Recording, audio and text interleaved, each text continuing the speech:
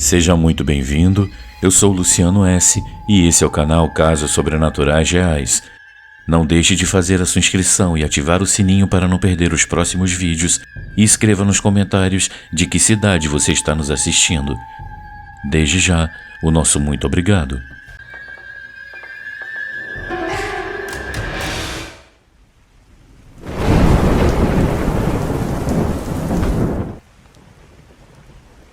Visita inesperada.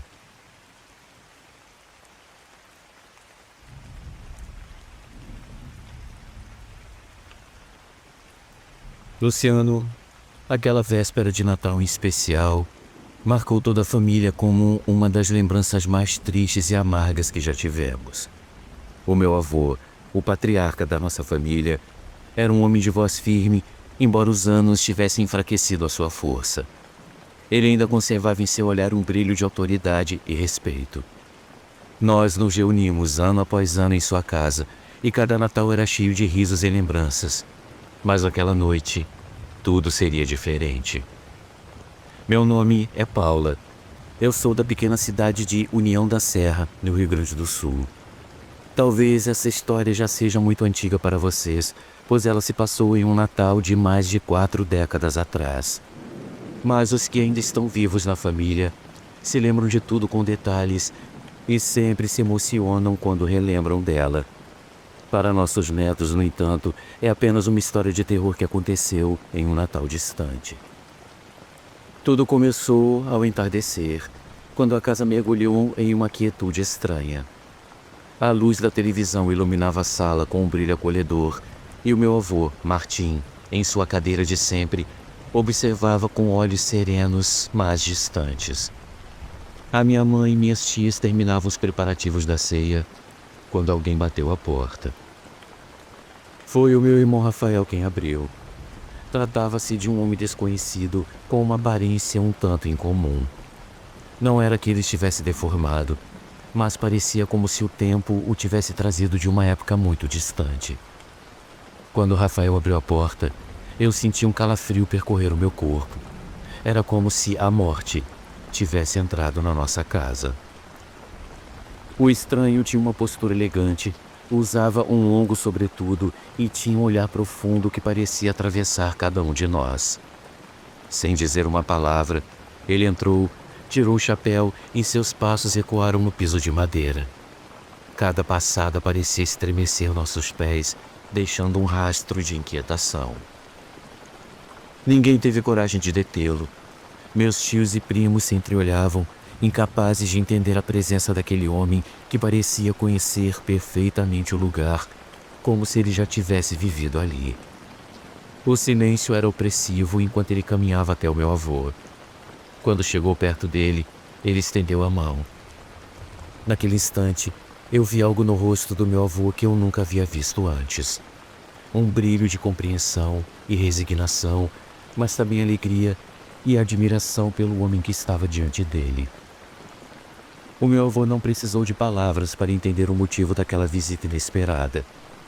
Um sorriso discreto surgiu em seu rosto e ele assentiu levemente, como quem aceita um encontro adiado por muito tempo. Meus amigos, ninguém ousou dizer nada. Todos observávamos a cena em silêncio absoluto. Até as crianças, geralmente inquietas, ficaram paradas como se percebessem que aquele não era um momento comum. O meu irmão Rafael trouxe uma cadeira para o visitante e levou as crianças para outro cômodo. A visita era para o avô, não para nós. Minha mãe e minhas tias sussurravam entre si, comentando que aquele homem lhes parecia familiar, mas ninguém conseguia se lembrar de onde o conheciam. A conversa entre eles era quase inaudível, como se temessem que o visitante as ouvisse. Algo mudou no rosto do meu avô com as palavras ditas pelo visitante. Nós não conseguimos ouvir, mas ele assentia com a cabeça em silêncio a tudo que lhe era dito. Ao final, o homem tocou suavemente o joelho do meu avô e sorriu como um pai faria para um filho. Naquele momento, um frio cortante invadiu a sala, mas o meu avô parecia mais tranquilo do que nunca.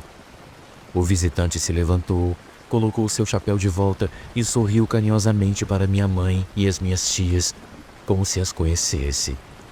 Assim como chegou, ele partiu em silêncio. Luciano, naquela noite meu avô se retirou mais cedo para o seu quarto. Ninguém ousou questioná-lo sobre aquela visita, até as crianças ficaram em silêncio.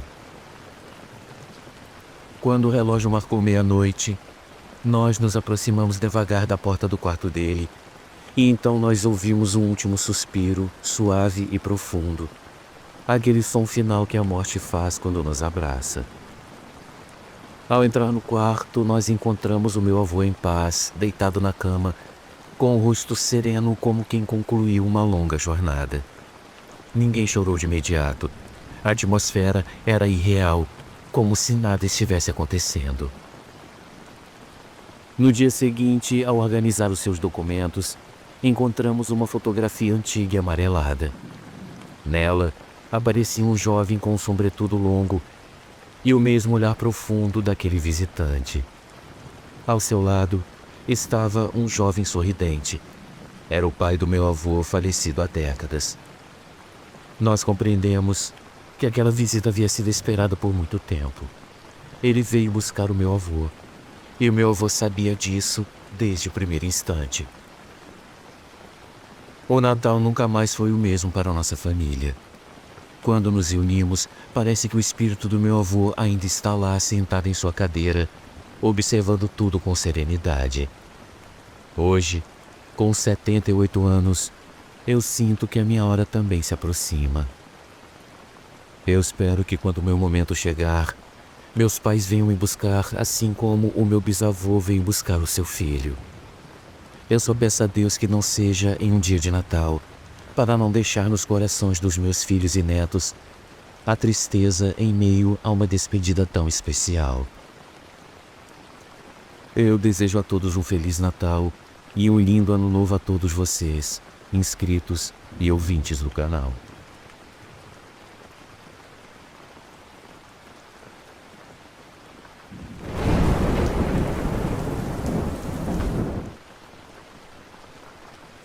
O jantar de Natal.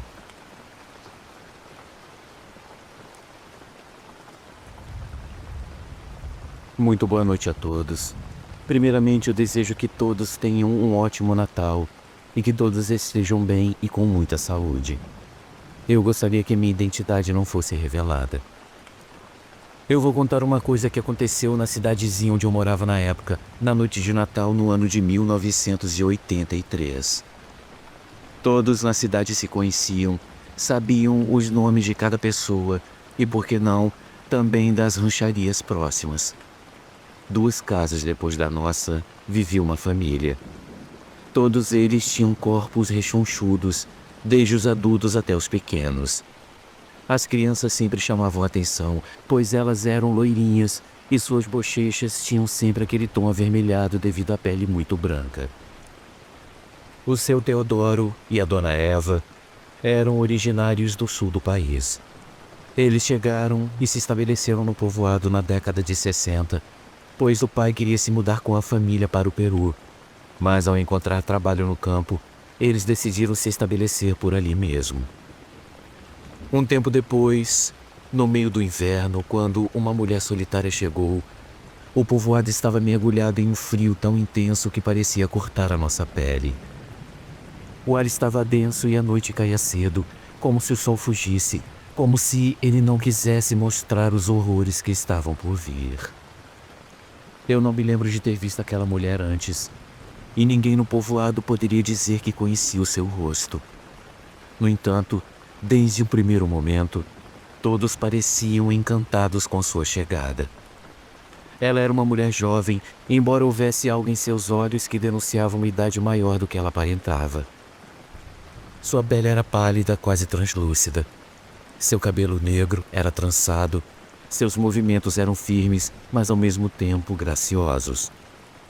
Quando ela sorria, as crianças deixavam de lado suas brincadeiras para observá-la, como se a magia dos contos natalinos ganhasse vida diante delas. A princípio, ninguém deu muita importância. Ela parecia apenas mais uma visitante, alguém que havia parado em nossa cidade por causa das festividades natalinas daquele ano.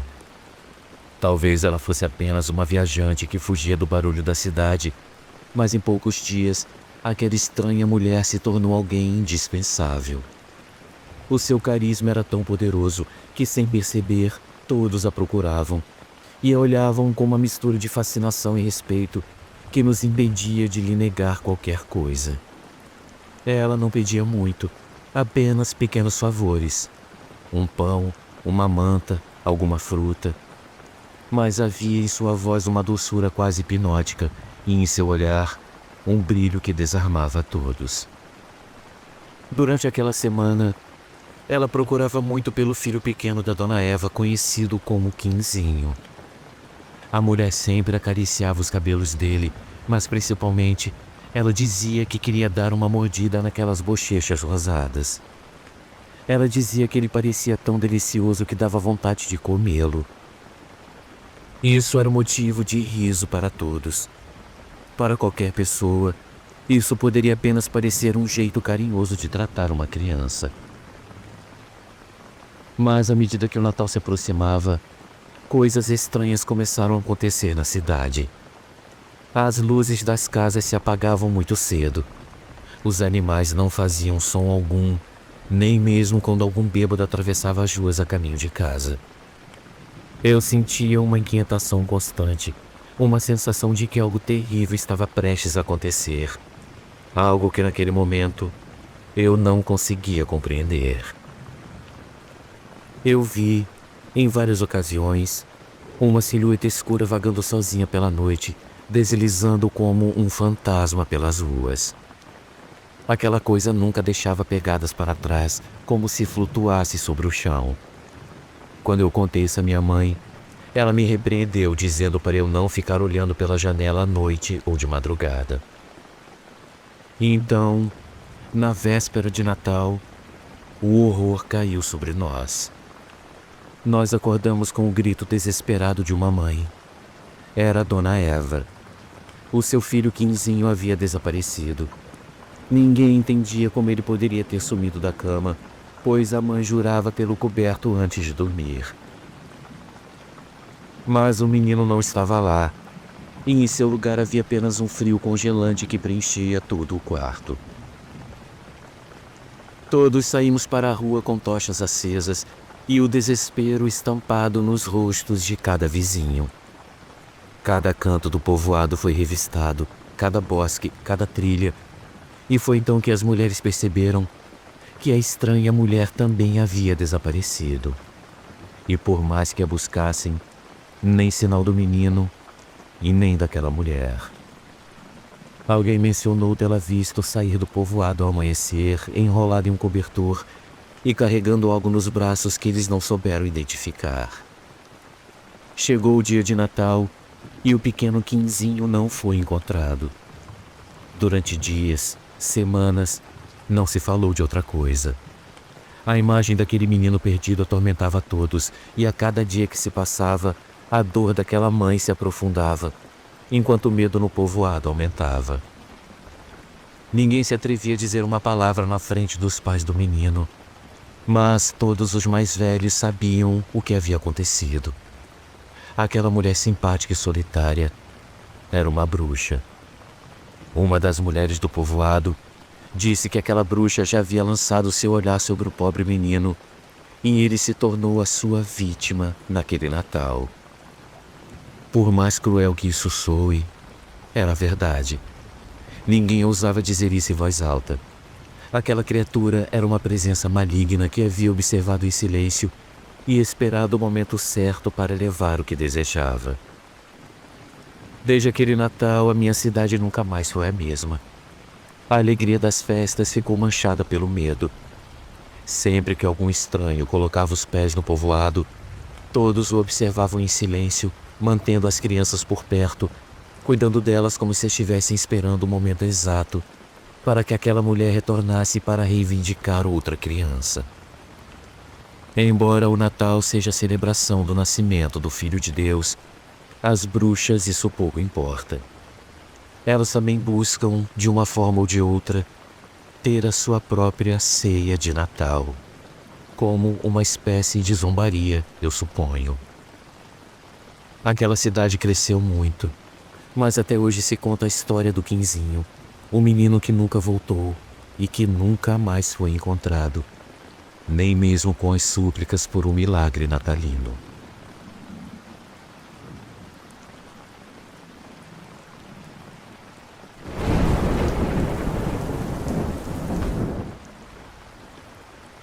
O presente que não deveria ser aberto.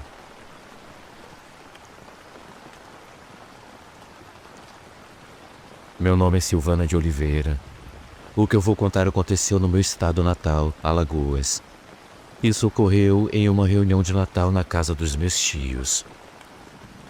Em 1996, meu primo faleceu muito jovem, com apenas 7 anos. Isso destruiu a sua família, principalmente a minha tia Renata.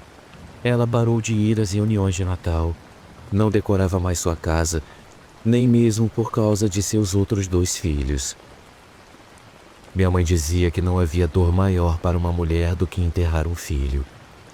Ninguém na família a julgava por isso. Mesmo assim, minha tia Renata mandava seus filhos para a casa dos avós ou dos tios, para que eles não fossem privados das celebrações de Natal. Estava chegando o ano 2000, um novo século se iniciaria, e meus tios prepararam tudo para a celebração. Naquela noite havia luzes piscando, decorações vermelhas e douradas, e o cheiro de pinheiro tomava conta da sala. A tradição era nos reunirmos na manhã de Natal para abrir os presentes. Meus primos e eu sabíamos que tínhamos que esperar, mas a curiosidade foi mais forte. Meu primo Gustavo nos acordou animado, dizendo que o Papai Noel já havia deixado os presentes debaixo da árvore. Nós descemos em silêncio para não acordar os adultos. Queríamos apenas olhar, só olhar, para saber quais eram os nossos presentes. Mas ao procurar o seu presente, o Gustavo percebeu uma coisa. Havia um presente com o nome do seu irmãozinho falecido. Nós 3 ficamos paralisados, porque o Papai Noel teria deixado um presente para alguém que já não estava mais aqui. Sem pensar na advertência dos adultos, nós decidimos abrir aquele presente. Nós achávamos, na nossa inocência, que o Papai Noel havia se enganado. Assim que rasgamos o papel, algo no ambiente mudou. O ar ficou frio e denso, como se algo escuro tivesse coberto o brilho do Natal. Nós nos entreolhamos nervosos e confusos, com o coração batendo muito forte. Foi então que eu vi o meu primo, pequeno e pálido, como nas fotos antigas que minha tia tinha penduradas na parede. Ele vestia o mesmo terninho branco com o qual havia sido enterrado. O seu olhar era escuro, vazio como 2 poços sem fundo. A sua expressão estava marcada por uma fúria que me fez estremecer. Ele nos observava com aqueles olhos profundos. De repente, ele começou a se mover de uma forma sobrenatural. Os enfeites da árvore foram arrancados e arremessados ao chão. As esferas quebraram em 1000 pedaços. As luzes piscaram descontroladamente em um frenesi de cores. Parecia que todo lugar estava à mercê da raiva daquele pequeno espírito. Um a um, os laços dos presentes foram rasgados. Um anjo de porcelana foi arremessado contra a parede, quebrando-se em pedaços. O caos tomou conta da sala, e nós, paralisados, não conseguimos fazer nada além de olhar. Meus amigos, o ressentimento do meu primo podia ser sentido no ar, como se cada objeto quebrado fosse um protesto, um lamento por termos aberto aquele presente. Foi então que os adultos, alarmados pelo barulho, desceram às pressas. Eles ficaram parados em silêncio, olhando para a figura borrada do meu primo. A minha tia Renata compreendeu imediatamente o que estava acontecendo. O seu rosto ficou pálido, e em seus olhos eu vi uma mistura de terror e resignação. Era como se ela soubesse que aquilo era inevitável. Com muita doçura e amor, a tia Renata falou com o filho. Nós vimos quando ele fez um pequeno biquinho de tristeza e lentamente desapareceu diante dos nossos olhos. A sala ficou mergulhada em um silêncio sepulcral. Nós demoramos alguns segundos antes de nossos pais nos mandarem de volta para os quartos. Eu olhei para minha mãe, que tinha lágrimas nos olhos, enquanto ela se aproximava da sua irmã para consolá-la. Essa foi a primeira e a única vez que eu posso dizer que eu vi um fantasma. Apesar de ser uma data tão esperada, ninguém mais falou sobre aquele acontecimento nos natais seguintes. Aquela foi a última celebração que tivemos naquela casa e a última lembrança do meu primo, que, embora pequeno, deixou em cada um de nós a certeza de que nem todos os presentes devem ser abertos. Muito obrigado a todos pela atenção e um Feliz Natal.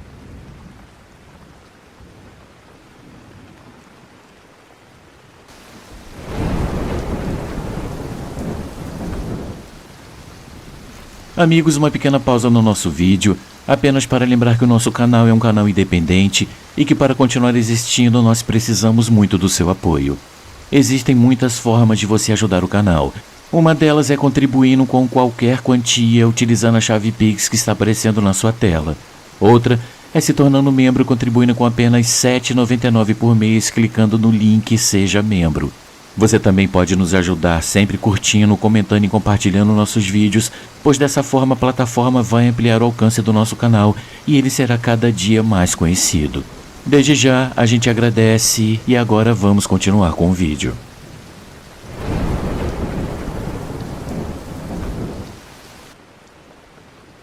Fotografias sombrias.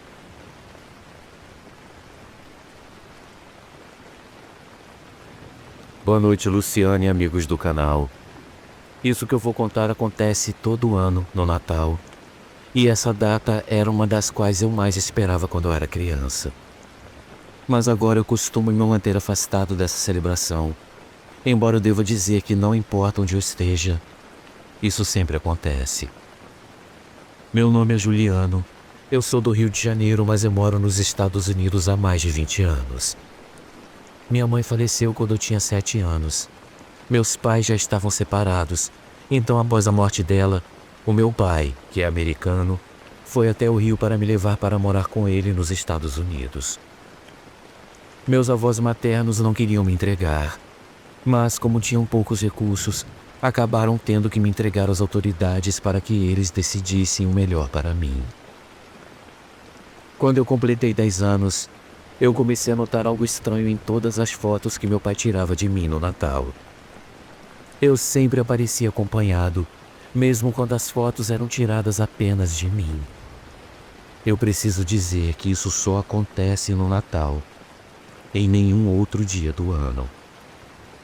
Há momentos na vida em que começamos a perceber coisas e a viver situações que muitos outros não percebem. No início pensamos que era apenas uma ilusão ou algum efeito da câmera. Mas conforme analisávamos as fotos de cada Natal, aquelas sombras ficavam mais nítidas. Um dos meus tios, o mais supersticioso da família, dizia que eram os fantasmas dos meus natais passados, presenças que voltavam todos os anos ligadas às minhas memórias. Meu pai negava tudo e pedia que ele não me assustasse com essas superstições. Depois disso, muitos dos meus familiares passaram a evitar fotos durante as festas. Eles não queriam se arriscar a ver aquelas figuras novamente. No entanto, o meu tio mais velho insistia que as fotos eram lembranças preciosas, algo que não deveríamos temer. Havia lógica em suas palavras, mas uma sensação estranha permanecia. As sombras naquelas fotos não eram apenas memórias. Parecia que elas nos observavam, como se não quisessem que esquecêssemos algo importante do nosso passado. Algo sombrio que ficava preso naquelas noites de Natal. Quando eu fiz 13 anos, tudo mudou. Naquele Natal, essa data deixou de ser importante para mim. Nas fotos que meu pai tirava, a imagem da minha mãe aparecia ao meu lado. Em algumas, ela colocava a mão no meu ombro. Em outras, ela olhava diretamente para mim. O meu pai guardou essas fotos em uma caixa de sapatos e a escondeu. Eu só as encontrei anos depois, por acaso. Naquele Natal específico, eu percebi que algumas coisas não deveriam ser guardadas em imagens. Ainda me dói vê-la nessas fotos com seu sorriso intacto e seus olhos brilhantes, como se a morte não tivesse arrancado ela de nós naquela noite de Natal. Mesmo assim, eu revisitei aquelas fotos várias vezes, buscando consolo na presença dela. Eu me lembro de uma foto onde estávamos todos sentados ao redor da árvore de Natal, todos com expressões típicas de celebração. Mas algo no fundo da imagem chamou minha atenção. Na sombra de um canto eu vi uma figura borrada que parecia ser a minha mãe. Não era nítida, mas eu sabia que era ela. Talvez fosse o luto me fazendo imaginar em todos os lugares. No entanto, algo piorou no Natal seguinte. Nas novas fotos, eu comecei a ver os meus avós maternos ao fundo. Os meus avós que moravam no Rio e que eu nunca mais tinha visto. Eles estavam ali parados, olhando para nós do canto da sala, como se em vez de estarem a milhares de quilômetros, eles estivessem ali bem perto. Mas não eram realmente eles. Eram espectros presos na imagem, como se algo os tivesse trazido de longe para me observar em silêncio. E foi assim que eu descobri que eles já haviam falecido. E eu percebi que aquelas figuras nas fotos eram sempre de pessoas mortas. E o pior, eram de pessoas que estavam prestes a morrer. Anos depois, meu pai se casou novamente e nós nos mudamos para uma casa onde outros seres faziam companhia à família. Eu descobri isso quando esses seres também apareciam nas fotos tiradas pela minha madrasta. Eu me lembro de uma foto onde eu abraçava minha irmã Joy. A minha madrasta escolheu nos posicionar ao lado da árvore de Natal. Eu sorri no momento em que ela tirou a foto, mas ao revisar a imagem, ela percebeu duas crianças atrás de mim. Seus rostos eram pálidos, com olhos fundos e olheiras bem marcadas. Ela ficou nervosa e o meu pai tentou mudar o foco, sugerindo que abríssemos os presentes. Depois daquela noite eu comecei a evitar ser fotografado no Natal. Eu não queria mais aparecer nas imagens onde, além de nós, apareciam também aqueles que já não estão mais entre os vivos. Eu não quero que uma celebração que deveria ser cheia de alegria se transforme em um registro de algo sombrio, algo que não pertence mais a esse mundo. Um Feliz Natal a todos e muito obrigado por ouvir a minha história.